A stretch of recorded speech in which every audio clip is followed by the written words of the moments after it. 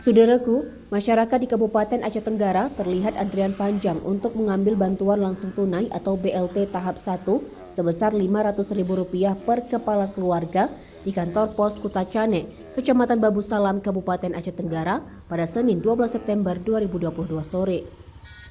Antrian ini terjadi sejak pukul 15.00 waktu Indonesia Barat hingga pukul 17.00 waktu Indonesia Barat, persisnya di depan kantor Mapolres Aceh Tenggara.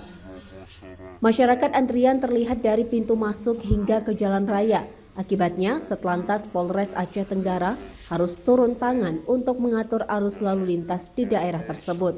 Apalagi kendaraan roda 2, 3, dan 4 terparkir di daerah itu sehingga jalan menjadi sempit. Sanimah, seorang penerima BLT, mengatakan jika dirinya sudah lama mengantri dana BLT yang merupakan kompensasi pemerintah atas naiknya harga bahan bakar minyak. Dan pada tahap 1 ini, ia menerima BLT sebesar Rp500.000. Hal lain diutarakan penerima bantuan BLT, mereka rela antrian di bawah panasnya terik matahari untuk mengambil bantuan dana BLT. Dari Aceh Tenggara, Asnawi Lui, Tribun Gayo TV.